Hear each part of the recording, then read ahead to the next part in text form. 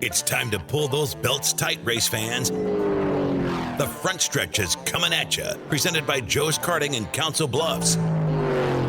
Now, here's Dan Taylor and Dirk Houston. Well, good morning to you, race fans, and welcome to the front stretch, presented by Joe's Karting in Council Bluffs, online at joeskarting.com. Again, karting with a K. Get to Joe's today. Fast-paced white-knuckle racing located just across the river in Council Bluffs on 23rd Avenue.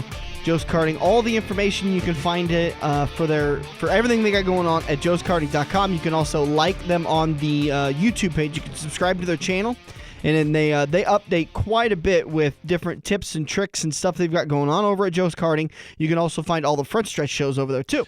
Did he come out with his new contest yet? I haven't seen that be announced yet, but there's something coming soon with that. I think he's finalizing the points.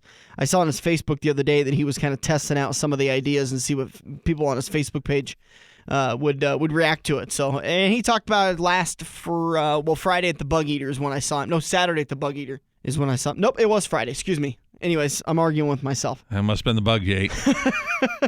I had too many bugs in my brain. That was what the problem was. I was eating too many bugs. You know what? I had to see if Joe, during that race only, would get like chocolate-covered bugs. And then it could truly be a bug eater. I ate them when I was a kid. Well, I mean, there's nothing wrong with bugs. I think per ounce, they have more protein in them than ground beef and steak and that kind of stuff. So they're good for you. Yeah, I've had chocolate-covered ants, chocolate-covered grasshoppers, chocolate-covered bumblebees. Yeah, I'd eat them. I'd try at least once. I tried them. The chocolate-covered ants are like eating chocolate-covered Rice Krispies. Really? They're just all crunchy. See, I wouldn't think ants would be big enough to really kind of taste anything, but how big is a Rice Krispie, dude? Well, that's true. It ain't very big. So your description's exactly right. It's just crunchy. You don't taste it. It's just the crunch. Yeah. Now, the grasshoppers, there was just one grasshopper. They were little chocolate squares, about an inch cube. Mm-hmm. And, they were real expensive. It was stupid. You got like 16 squares for like $5. And, I mean, it wasn't an ounce a square, so. I watched the whole thing on the Food Network. I love or not Food Network, it was a travel channel, the Bizarre Foods with Andrew Zimmerman. Yeah. And he was in San Francisco, and there's a big movement in San Francisco where they're actually finding different recipes to put bugs into. So there's one of them I watched was they took crickets and dried them. They basically cooked them at like 200 degrees for a couple of hours and dried them out, and they ground them up, and it came into like a cricket flour. Now, how did they get them? If they're putting them on the pan, they had to be dead, because if they were live and trying to get them in, they'd be jumping all over the kitchen. Yeah, they were dead. Luckily, they were dead. But they made them into like basically like a flour, and then they made cookies out of them. And he said it was absolutely delicious, and they were high in protein. So there was very little sugar in them. They were high in protein. It was a really good cookie for you. As long as he had enough chocolate chips in that cookie, we'd be good to go. We got a big show lined up for you today. We talk with Dylan Smith in turn number 2. Kind of talk to you about his 2015 season a little bit, maybe some plans for 2016, where people could find him, and where this whole racing life is taking him. And then at turn number 3, the voice of Crawford County Speedway, PJ Pederso, joins us to preview the 2016 race season. And in turn number 4, we preview Bristol. Right now, we're going to recap. We're just a couple of weeks into the 5-week Pick'ems contest for Kansas Speedway, so let's kind of recap that a little bit. We've had a couple of guys that have hit it hard early on, and they've gotten almost as many points as you possibly can get. Tony Carragher is our points leader. He's solo at 83 points with David Adams in second and Andrew Cossett tied for second. Both of them are just a point behind the leader. And then Jeff Benson and Kathy Broadhammer are both tied for fourth. And that's going to wrap up all of the tickets that we have. So the top 5 are going to get tickets to go to the Kansas Speedway. The first placement. Top 4. Yep, you're right. Sorry, top 4. I'm used to it's always top 5s. But Common Core math. We kind of changed it up. Just that that's not my strong suit. We kind of changed it up this year, and we gave it was your idea, Dirk, to say, hey, let's just not give away a pair of tickets to the top 5. Let's give the winner 4 tickets. So they all get a well, the winner gets a little more. They won. It makes it makes perfect sense to do that. So Jeff Benson and Kathy are kind of right there as to who's going to get that. And again, ties are broken by wins, top 3s, top 5s, and top 10s. And, of course, I thought I was going to do good enough to win those 4 tickets until you reminded me that I'm not eligible to win them. So, oh, those sticky little wickets. And you've had a rough start to the season, but you're kind of turning it around now. Right now, you're sitting in the season-long contest. You're sitting tied for 27th. 1 win on the season, 180 points. You are... I'm within 100 points. I'm still good. You're 68 points behind the leader, but it's because it's ranked by points.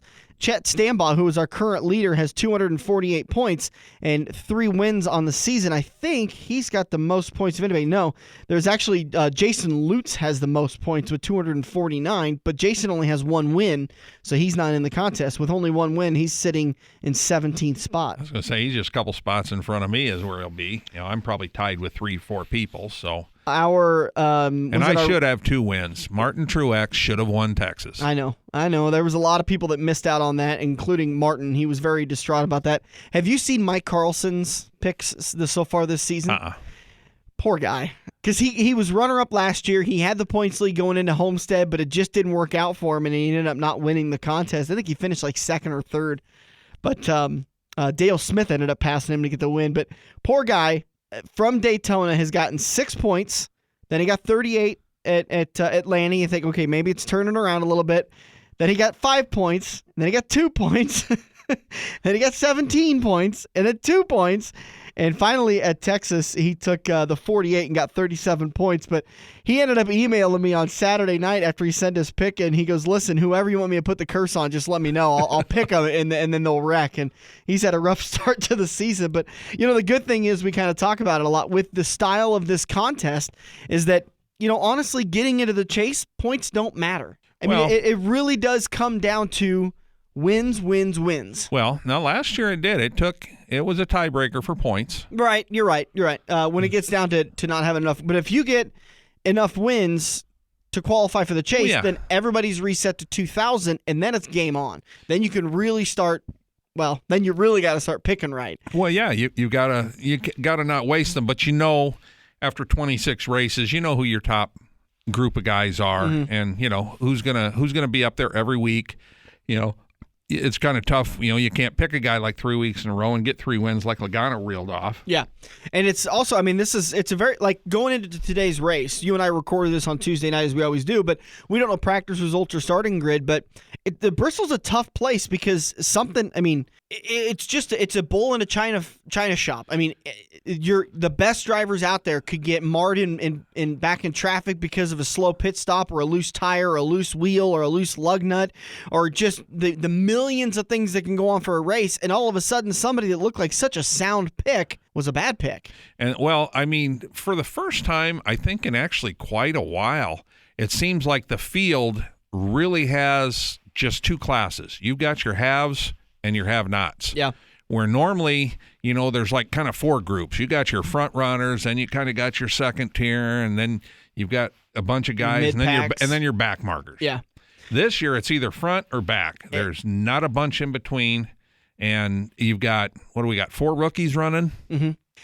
I think this year, though, there's a lot of drivers that are kind of surprising me. Austin Dillon is one of them that all of a sudden he came on and had a great start to the season. Now, it's early in the season. We're only, 7 races into the season, so you really can't say where you're at.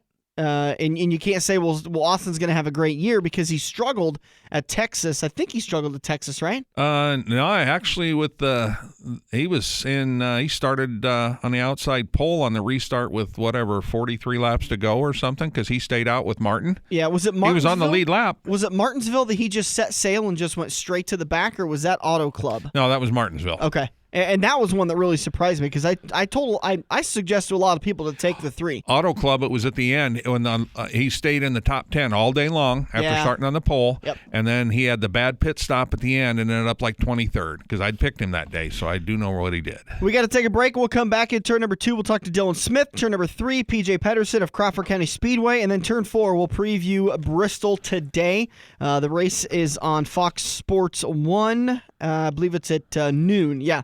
And let's see, that'll be an MRN track. You can get all the action at Quaker Steak and Lube, the official watering hole of the Front Stretch. We'll be back here on the Front Stretch. Hey, it's me, Kansas Speedway. And I'm sorry. Sorry for the barehanded slap of adrenaline and the burnt rubber aftertaste. Sorry other tailgates will seem lame. Yeah. Real sorry about that. It's the NASCAR Sprint Cup Series GoBowling.com 400. Saturday night, May 7th, Mother's Day weekend. Yeah. Sorry, Mom. Tickets at KansasSpeedway.com. You're welcome. Joe's Karting in Council Bluffs has taken a page out of IMCA's rulebook and gone crate. These brand new low-emission engines will still have you white-knuckling it all through the Metro's fastest indoor facility. Joe's Karting is now friendly for all skill levels with their brand new Honda-powered engines. It's time to get to Joe's today and find out what drivers like Jack Dover, Shaylee Bate, and Andrew Kosiski have known for years. Located in Council Bluffs and online at joeskarting.com. That's karting with a K. We're hooked up in turn 2 and still showing the green flag on the front stretch. Welcome back to the radio show. Rolling into turn number 3, and we sat down. Last weekend was the Bug Eater Bash at I-80 Speedway. Friday night, a little chilly. Saturday, I think it was absolutely gorgeous. It was a great night. Still a little windy. Yeah, it was. After that weekend, I was so sick and tired of the wind. I mean, no other way to put it. I was so sick and tired of the wind. But we get to sit down with several drivers, and so we're going to do this over the next couple of weeks. We sat down with Stu Snyder and Cody Ledger of the Nebraska 360s, and then we also sat down with Dylan Smith, who we're going to play for you right now. And we sat down in Dylan's camper and kind of talked to him about his career and his plans and everything. So we kicked it off by something I always like to know is how drivers got their nicknames, and he's known as the Osceola Rocket. So we started off by asking Dylan how he got his nickname. I think it's Jimmy Scott from announces at US 30, I believe. I think that's who gave it to me. Yeah. It's kind of started. I didn't make it up myself, I can guarantee that. Anybody else give you any nicknames? None that I can repeat right now. We've got a bleep button, don't worry. Yeah, exactly. But that's always kind of a tradition with racers, especially when they're successful and they're finding victory lane a lot. They got to get a nickname. Oh yeah, there's a lot of good ones out there for sure, and yeah. The Osceola Rocket must have been, I'm close to, Kyle Burke must be kind of like the Marquette Missile, I guess. That's the only thing I can kind of relate that nickname to. Well, that's not a bad name to be associated with. Oh, absolutely not, and he, I guess we both farm, so we got a lot in common. So. Yeah. What do you farm? Corn and soybeans, and got to do a lot of trucking on the side. Any livestock? No, we don't own any livestock, but we haul a lot of it. Yeah, those livestock are a pain in the butt. Yeah, that's especially this time of year when we start hauling pairs around with them calves. It's a mess. Yeah. Oh, we did a little bit with livestock when I was growing up, and I had enough of them. Oh, I don't blame you there. Every snowstorm, I'd have to be out there scooping out the feed bunks and.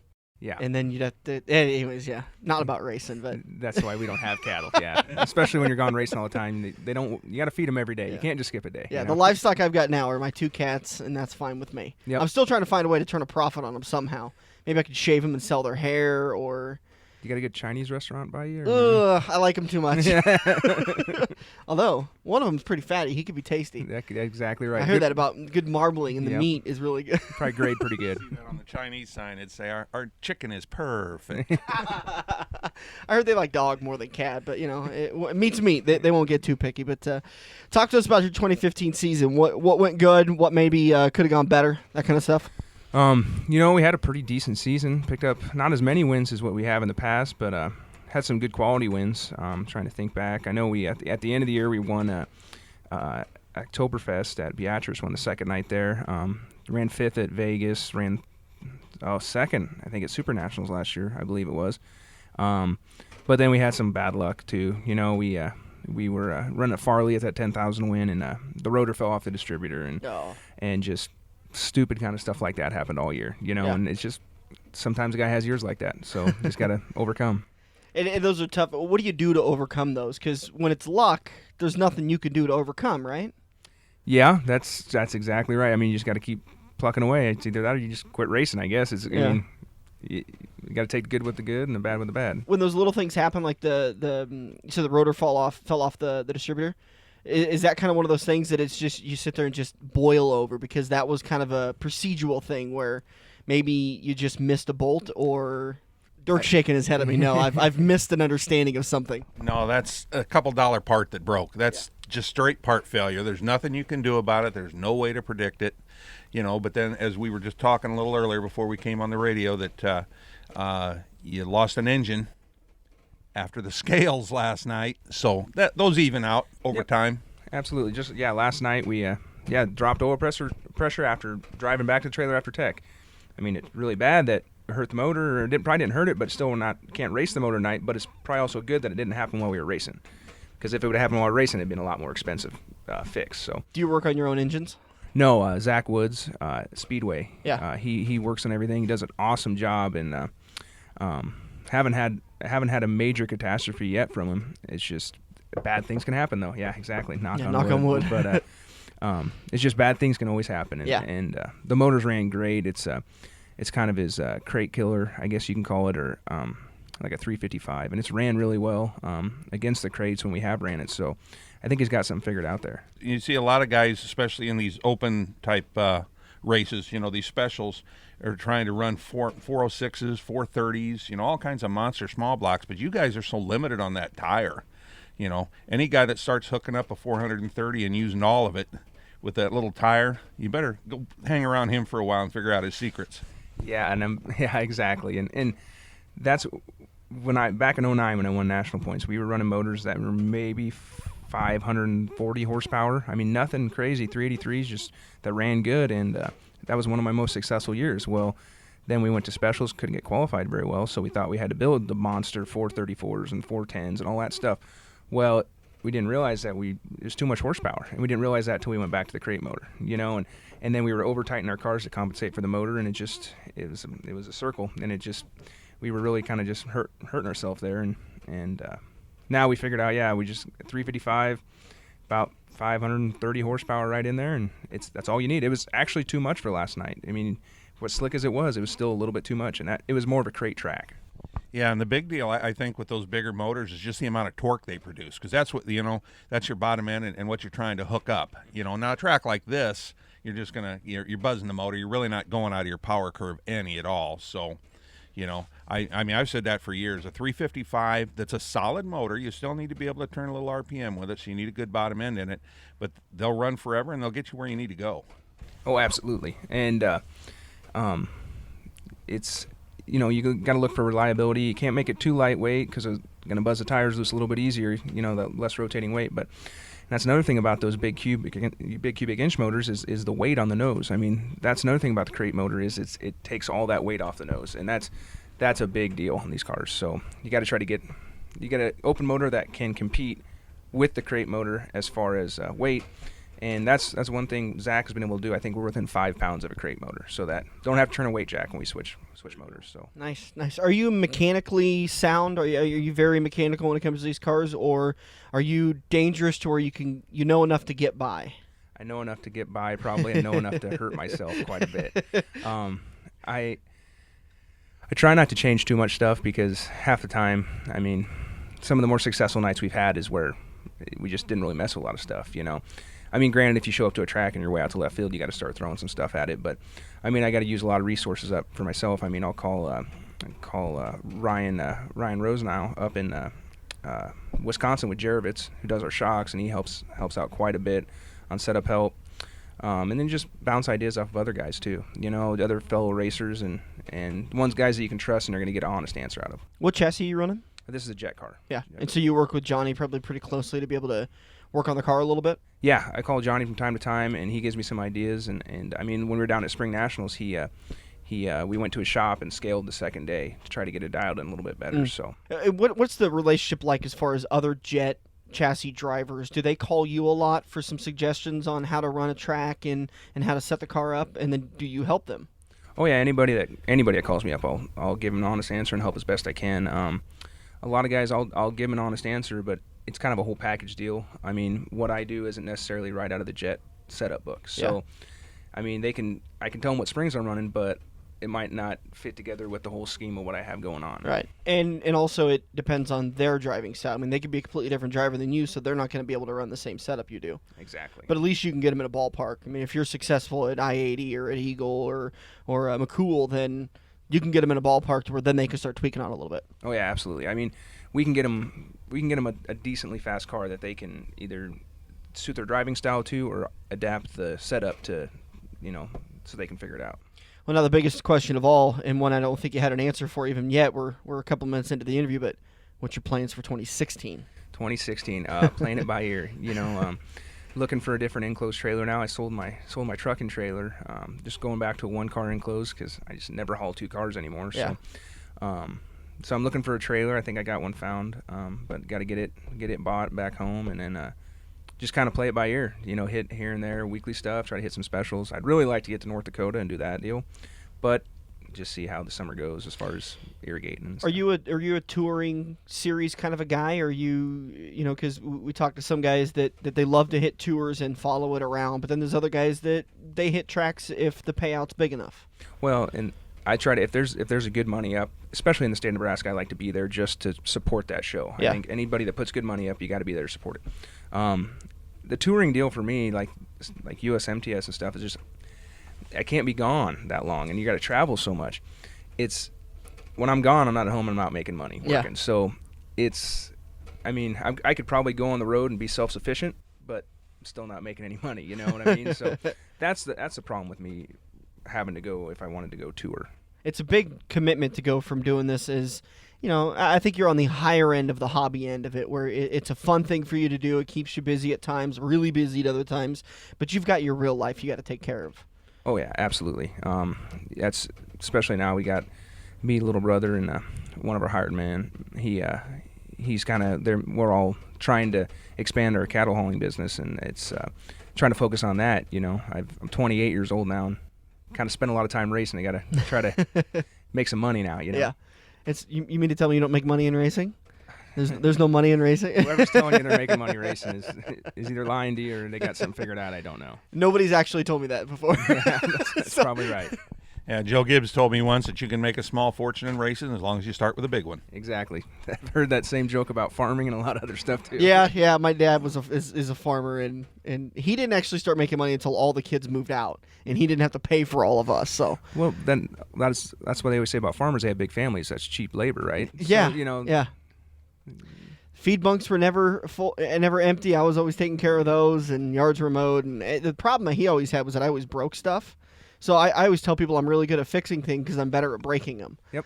So I mean, hay haulers and grain bins. I broke a grain bin one day. Oh, I actually broke a grain bin. My dad actually used to tell me that I could break a hammer in a sandbox. So I have that same deal going.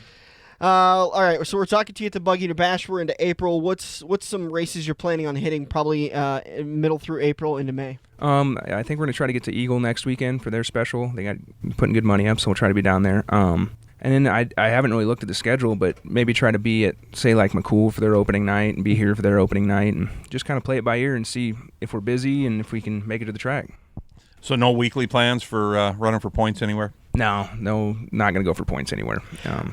They've done that deal and kind of burned me out, What about other cars? Have you ever thought about trading in the A-Mod and going to a sprint car, maybe going to something different and kind of feeling what that's like, maybe a late model? And I have driven that late model for Al Humphrey. I was lucky enough, and he gave me the opportunity to drive it. Now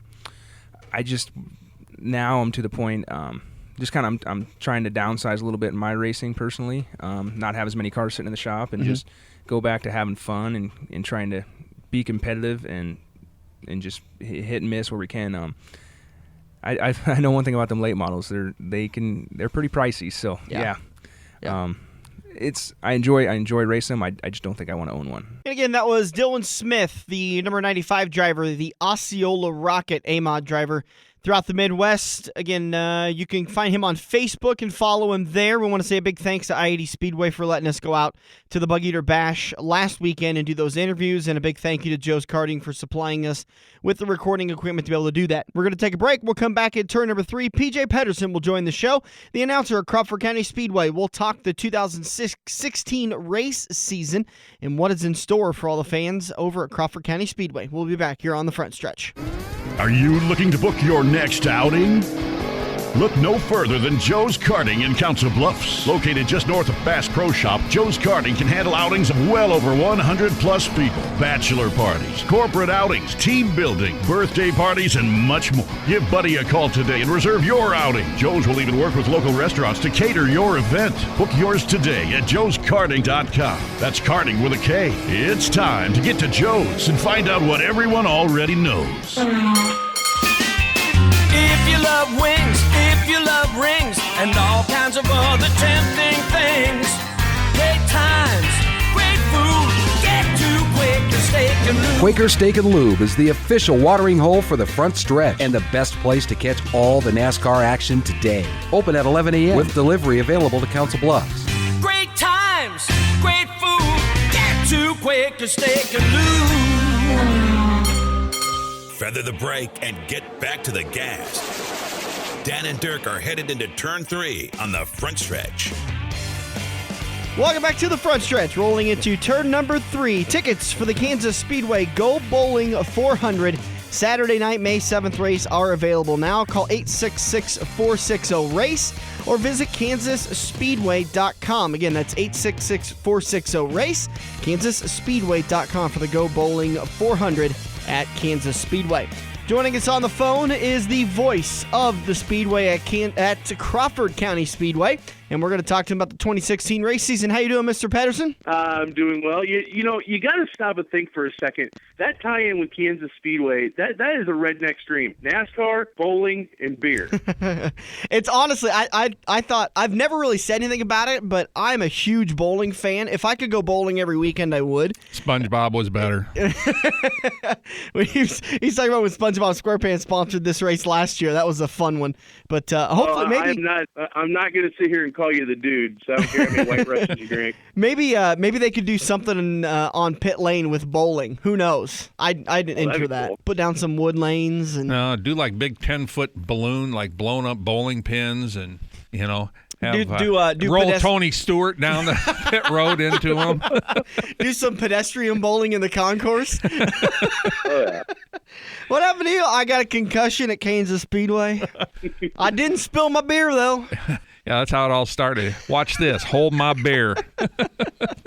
Well, it looks like you guys have practice day coming up in about a week and a half on April 29th. Modified Sport Mods, Hobby Stocks, and Sport Compacts. Is that going to be your regular divisions this year again, or no more late models unless on a weekly or a special basis? Yeah, basically we're just going to have the same 5 classes that we've always had.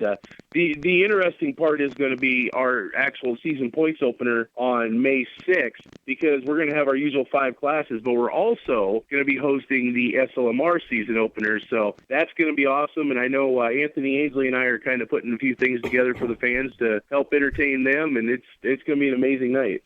That's going to be a great night. The SLMR series does a really good job there, and I think it was there the last year I was down there, and I was really surprised at the crowd that came out for that, and you could tell it was an SLMR crowd because they had Kyle Burke and Kaziski shirts on and Pospischal and all those guys that were regulars in the SLMR series at that time.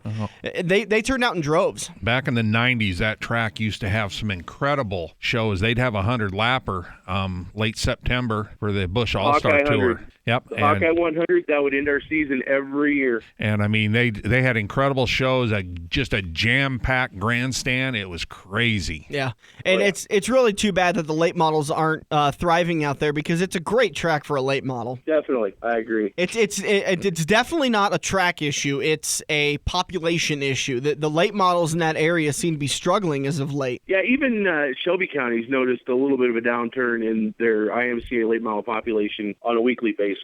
But let's talk about that season opener. You said coming up May 6th. That's going to be when Dirk and I are down at Kansas Speedway getting you ready for the Go Bowling 400. Again, tickets are available now, 866-460-RACE. As low as $99.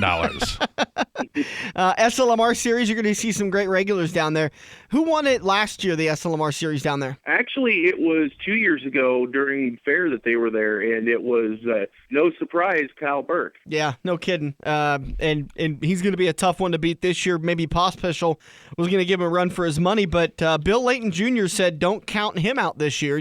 How did he run last year? Do you remember? I don't remember right offhand, but I know it sounds like Pospischal isn't going to be running SLMR. He's running MLRA this year. He's gonna run SLMR when he's on an off weekend, is what his plan is. Oh, good deal. Hopefully that's one of his off weekends. Couple of big shows for you guys: the US MTS and USRA Holly Ironman Series is going to be there May 25th. Yeah, and I'll tell you, the USMTS, Kate Dillard picked up the win last year. I forget who won the Sport Mod feature, but the stock car feature, the Ironman stock car feature was amazing. One of our own regulars, Chris Ulrich from Chiron, got the win by literally less than a quarter of the front fender. In fact, I think between him and Bill Reitz, who won the Night of the World of Outlaws show, the two of them combined had maybe 8 inches of total distance between their two victories. Yeah, that was a great show. And didn't Jesse Sobbing almost win that USMTS show? Oh, he had it locked down until his American Racer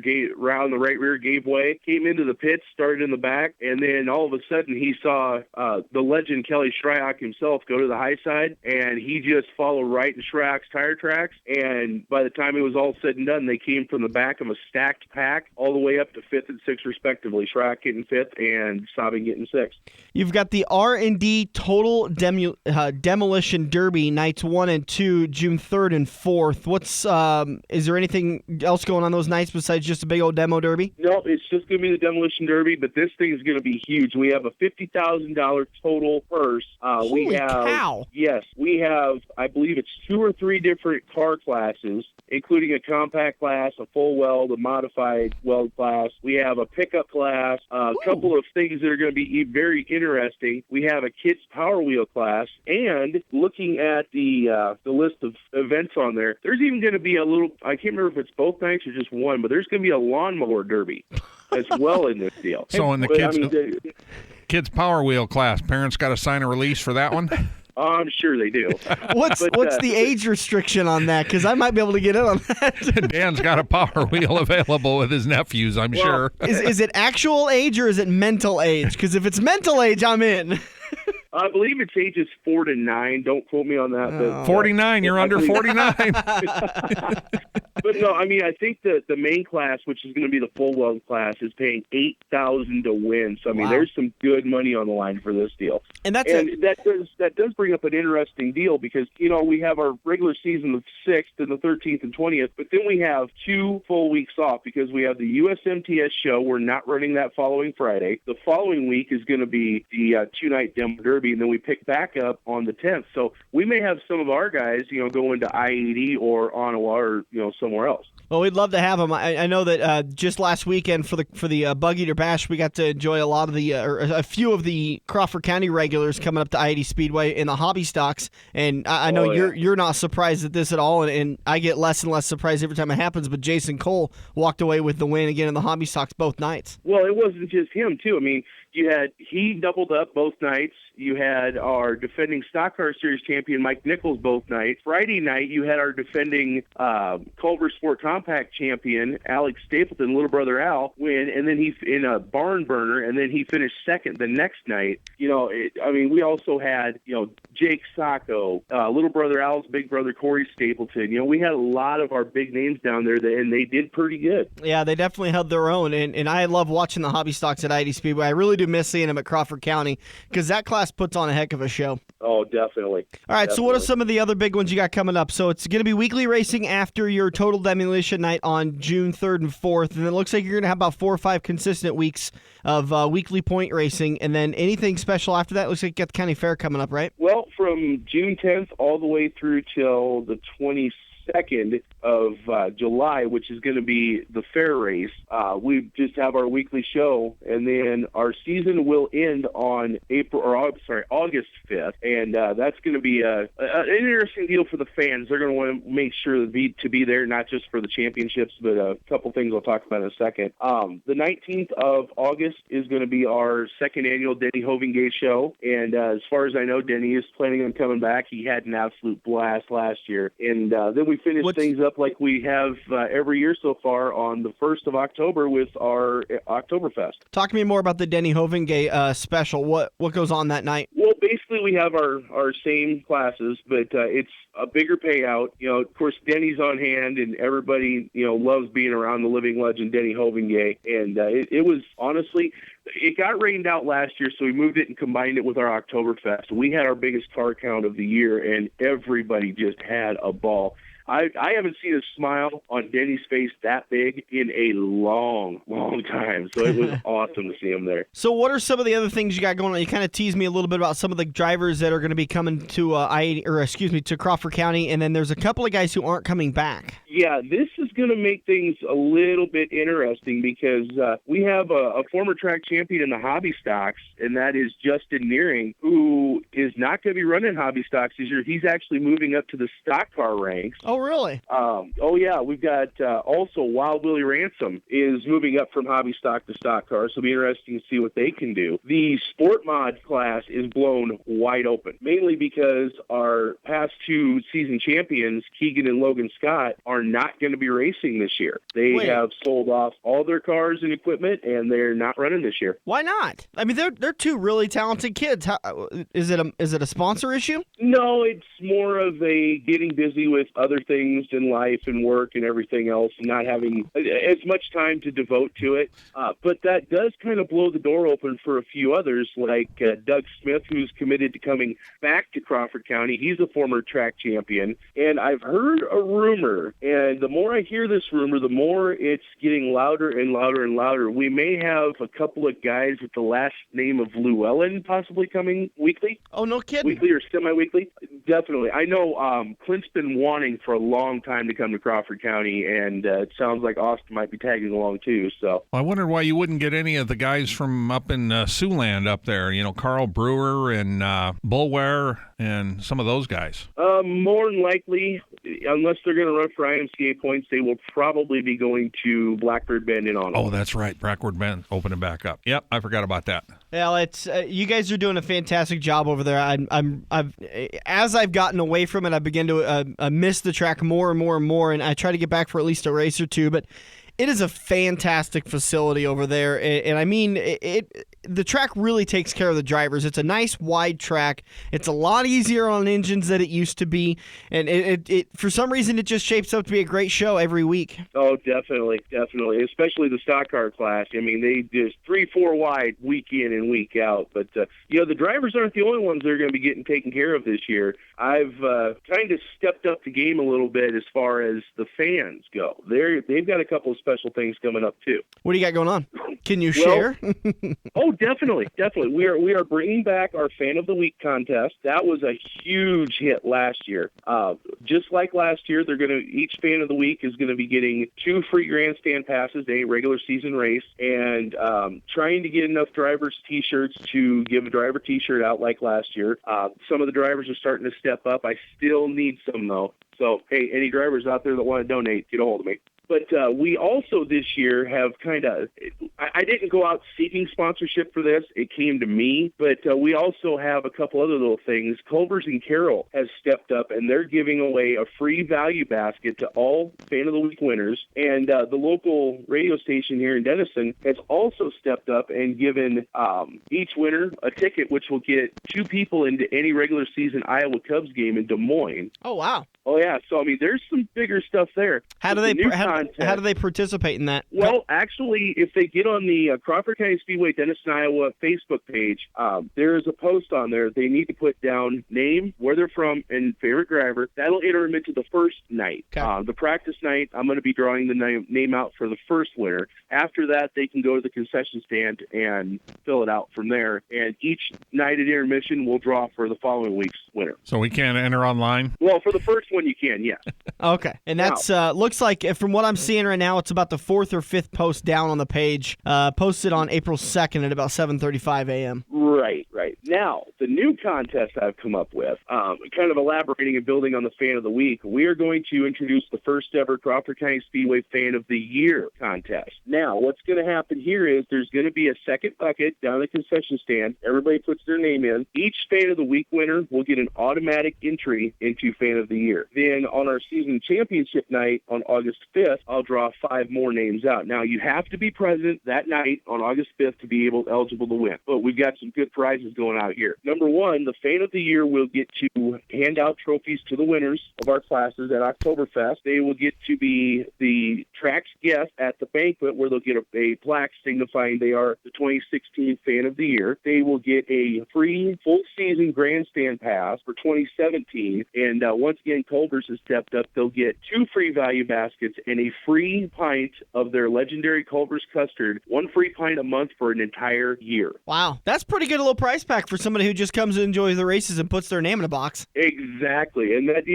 I love doing stuff like that for the fans because, the drivers put on the show, but the fans are the ones that really keep everything going. Yeah. So, we got to keep them happy. Let's see. CCSDirtracing.com is the website. Crawford County Speedway, Denison, Iowa. I made the mistake the first couple of times I went to their website because I ended up to a Facebook page of a Crawford County Speedway in Arkansas. So make sure you put the Denison, Iowa in there. You can catch them in action, looks like May 6th. Again, season opener. Here, PJ up in the announcer's booth. Love talking to you, buddy. Keep us updated with everything that's going on throughout the year. Not a problem. And much like I pleaded with everybody last year, please, drivers, do us a favor.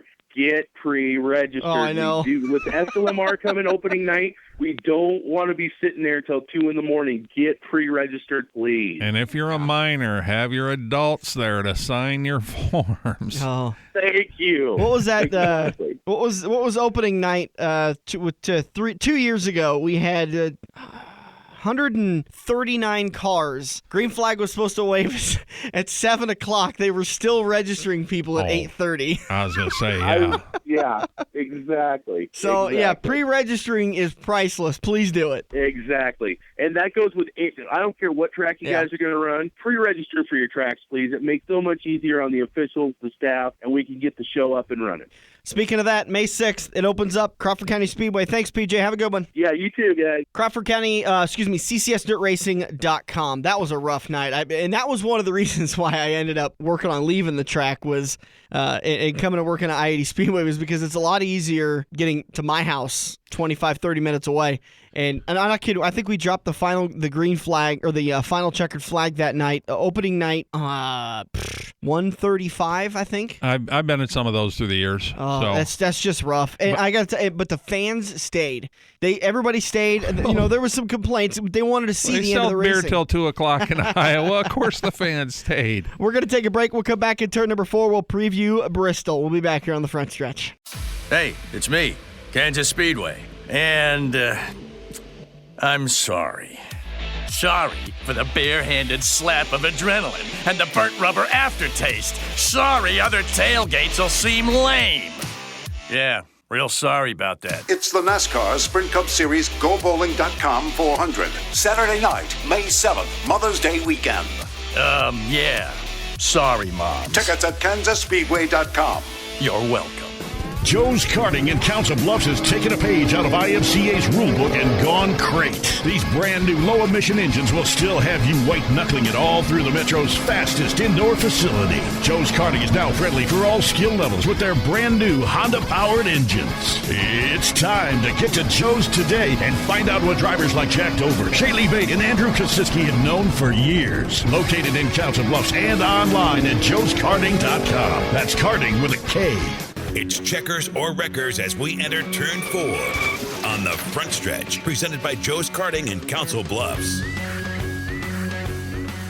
Welcome back to the front stretch, heading into turn number 4. Brought to you by Quaker Steak & Lube, the official watering hole of the front stretch. Want to make sure and send a big thank you out to everybody who joined us today. Dylan Smith, the Osceola Rocket. You can find him on Facebook for racing and where he's going to be each and every weekend. And then PJ Pedersen from Crawford County Speedway. And now we get to talk about the big boys. I went back and watched a little bit of the Bristol race. I ran out of time as my week kind of took off. But this race last year was the race that was named after Steve Burns, the reporter for Fox News and a big contributor to racing and reporting. And it was just 2 days after that race that he passed away, his battle with cancer. So it was really, really cool to see everything they did to show their support for Steve. And from all the reports that came out the days after that, after he passed away, that was pretty much the last thing he saw was that race and all the support they gave him. And it's tough that there's not a lot of people in this world that have been affected by that nasty disease of cancer. Just talking about it now, I'm getting goosebumps again. I had them that night when I watched it. So. Oh, it was very emotional, and you couldn't help but have a little bit of a tear in your eye as every crew member from every team stood up on the wall during the pace laps and held up a sign that says "Standing Up for Steve,"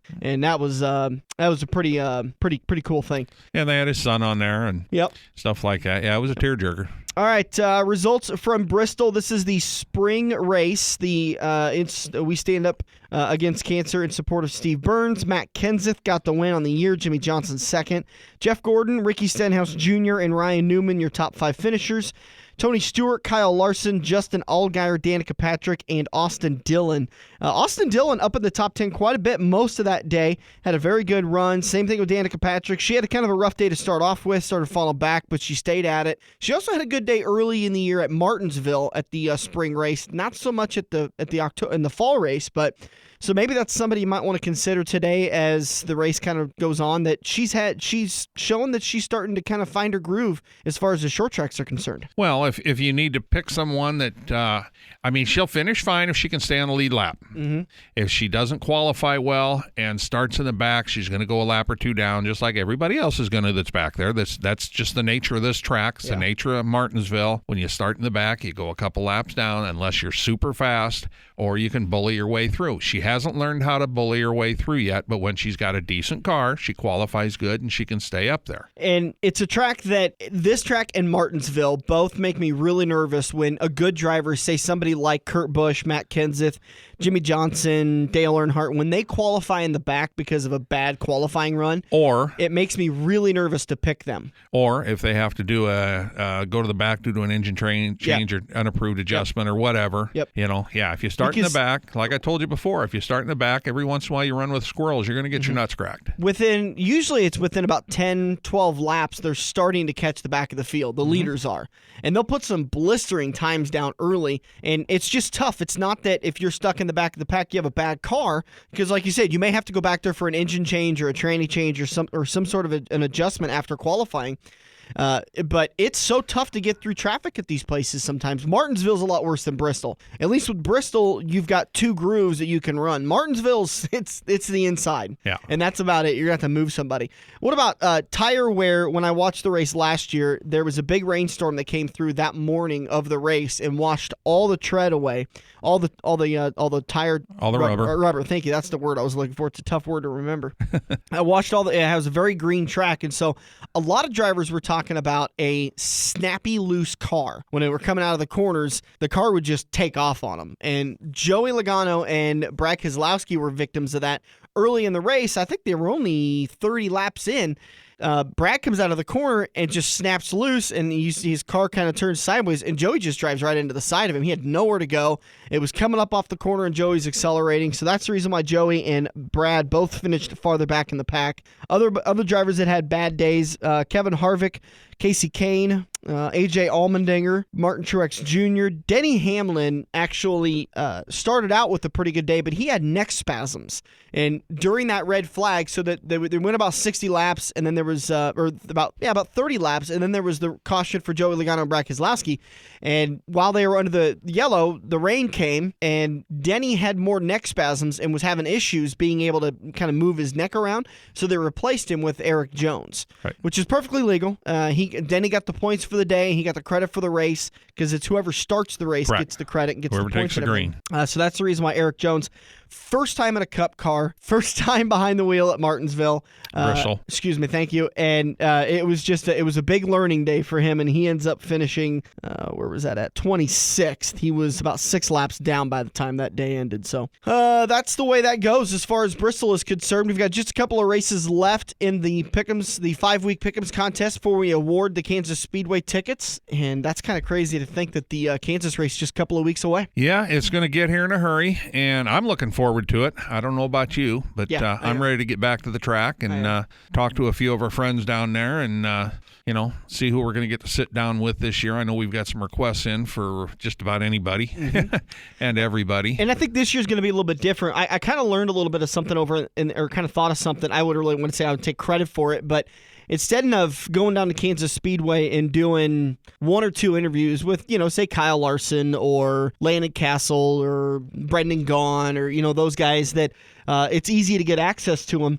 I think what we'll try to do, and then typically I would always do it to play the interview that morning for you. And so we didn't really have a lot of live showtime. We were always playing interviews. I think what I'm going to try to do this year is line up a bunch of interviews, and we'll do them like we did with these the Dylan Smith interview we played earlier, where we sat down with him a couple of weeks ago at the Bug Eater Bash, and we could play it whenever we're able to have time to get to it. We did it a while ago with Steve Kinzer, and then honestly, I forgot I had that interview, and it was such a good interview. We finally got to it about a month ago, wasn't it? We finally got to it, and it was a great interview. But we could put those in the can to play them later for when we have an open turn that we need to just fill some time and do some stuff. So hopefully we're gonna be able to get you guys some good interviews, and we're going down on Thursday to be able to get even better ones, because on a Saturday night race, these guys are so busy on Friday and Saturday, and Saturday's a little bit less busy, but they do that on purpose because they don't want to be doing a bunch of media the day of the race. They want their mind clear. And so hopefully with going down on Thursday, we'll be able to get some good interviews. Well, like I said, we had to pass last year just due to our scheduling with getting Jamie Mack. So this year, if we can schedule that same time, we will get Jamie Mack because we'll have that time. We've made sure of that. I know we've been trying now for a year to get Landon Castle because he's an Iowa boy. And, we've been getting everybody from Iowa so far. We've been trying to get Carl. I mean, we got to speak to him just for a quick second last year. The same with Brad Keselowski, but maybe we can get a little more with them this year. And I think after we had time with their PR people last year, we should have good luck. We were down there in October for the October race at Kansas.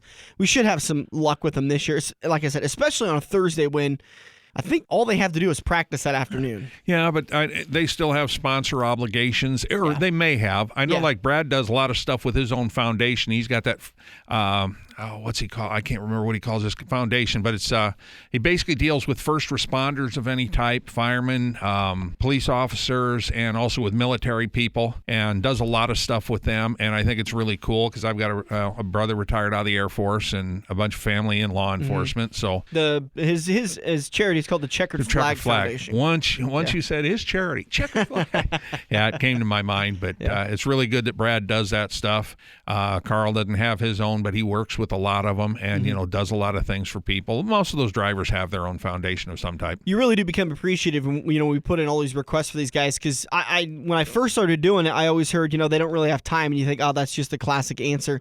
But then you watch these guys, like we sat there and kind of watched the whole interaction with Brad Keselowski and Kurt Busch, who was next to us, and man, they go from place to place, and they're within minutes. I mean, they've got to be from this debriefing of setups with the crew chief and the engineers, and they've got 4 minutes to get out to the front concourse for a sponsor obligation and to go do a meet and greet, and then they got to be back. And I mean, it's insane how their schedules are planned so perfectly. Well, and then the midweek stuff that they put up with, and they set media time available. Like last year when we did Mark Wandretti, he was the first one that said anything to us about, he goes, you guys got 10 minutes.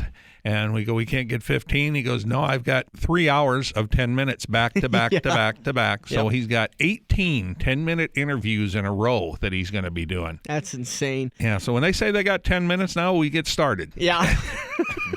And then I think we ended up taking like 12 or 14 minutes. But he talked to us, and And it's fun. I love doing those interviews because I always try to think of the questions that nobody else thinks of, because it's good for you listeners to be able to ask like the little questions of. I really like the question we do now with the if you were the god of racing, what would you change? Because it's a little bit of a different question rather than just like, what's your favorite color and, stuff you can find in any kind of biography or any kind of article done on drivers. And now after doing this for a little over a year that I've done it, and I know you've done it for several years now, but, getting to talk to Scott Bloomquist, your man crush, he gave us 45 minutes. And he had given us more probably, Yeah. We asked politely, and he said, keep talking. You guys are great. Let's go, It's these guys are always fine with talking to you as long as the interview is a conversation and it's not like an interrogation. It drives me crazy to listen to some of these interviews on radio stations, and it's almost like the person, the host, isn't listening to the answer. They're just focused on asking the next question on the sheet because they miss some great details in there. Yeah. But hopefully you guys are having fun. We're having a lot of fun doing it, and we're kind of bantering a little bit here as we're wrapping up the French stretch for you today. Talk about some interviews coming up in a couple of weeks. Cody Ledger is going to join us next weekend. Then Stu Snyder gave us a really good interview that we're going to be airing here in a few weeks. He talks a little bit about the whole situation between him and Roger Hayden and Eagle. We had to be respectful of it, but I think it was a good interview we talked to him about. We're also working on getting the Bade Brigade to come in. I got a lot of questions for Butch Brigade,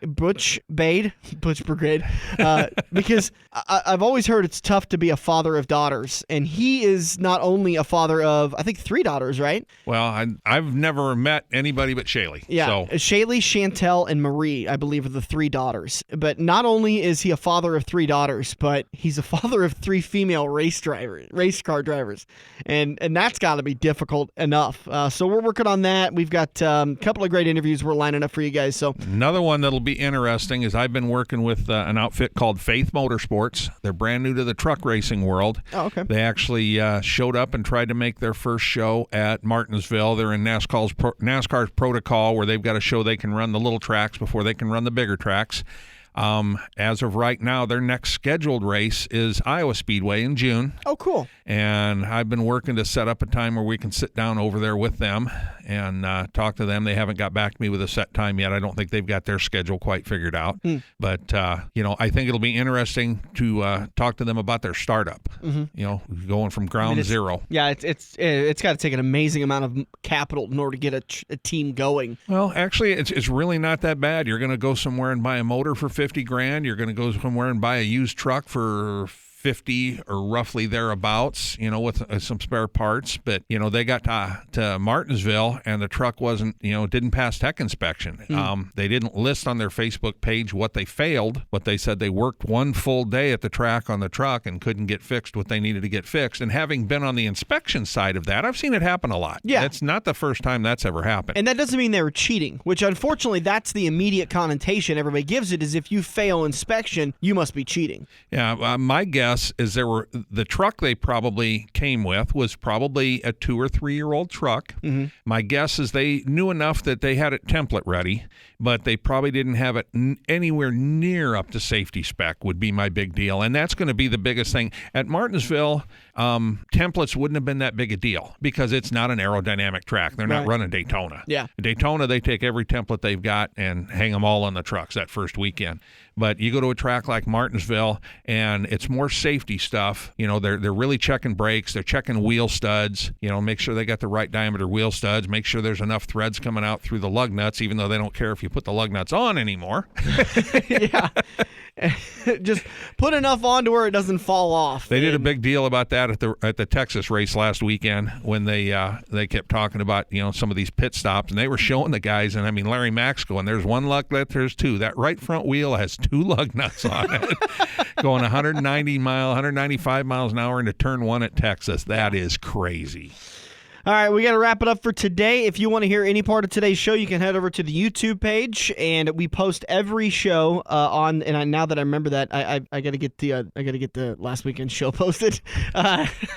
We posted on the Fred Stretch Facebook page, and it's just a link to our YouTube page, to the Joe's Karting YouTube page, and all of our, I would say 95% of our shows are on there from when we started in August of 2011. Large majority of our shows are on there. One of the great interviews, one of my first interviews we did was with Dr. Dean Sicking. That was a fun interview to learn all about how the safer barriers came about, and I watched them come about because I was doing my NASCAR deal. We'd see stuff on it every year. I'd seen all the films, and then My one trip to the NASCAR Hall of Fame induction a few years ago for the Kelly family from Sunset Speedway had all their officials down, and they actually showed video and stuff. And, I was sitting there with the people and go, I've seen all this before. And they go, where? YouTube? And I know, NASCAR. We'll be back next weekend to do it all again. We'll recap the results from Bristol. We'll preview Richmond. We'll talk with Cody Ledger. And who knows what other interview will scare up for you. This has been The Front Stretch, presented by Joe's Karting at Council Bluffs, online at joeskarting.com. And you're listening to AM 590, Omaha's ESPN Radio. If you love wings, if you love rings, and all kinds of other tempting things, great times, great food, get to Quaker Steak and Lube. Quaker Steak and Lube is the official watering hole for the front stretch and the best place to catch all the NASCAR action today. Open at 11 a.m. with delivery available to Council Bluffs. Great times, great food, get to Quaker Steak and Lube. Are you looking to book your next outing? Look no further than Joe's Karting in Council Bluffs. Located just north of Bass Pro Shop, Joe's Karting can handle outings of well over 100-plus people. Bachelor parties, corporate outings, team building, birthday parties, and much more. Give Buddy a call today and reserve your outing. Joe's will even work with local restaurants to cater your event. Book yours today at joeskarting.com. That's karting with a K. It's time to get to Joe's and find out what everyone already knows. This has been the Front Stretch Radio Show, presented by Joe's Karting in Council Bluffs. To contact Dan or Dirk, find them on Facebook at The Front Stretch or email them at frontstretch590@gmail.com. If you missed any part of today's show or want to hear a previous show, subscribe to the Joe's Karting YouTube page, where you can find almost every Front Stretch show.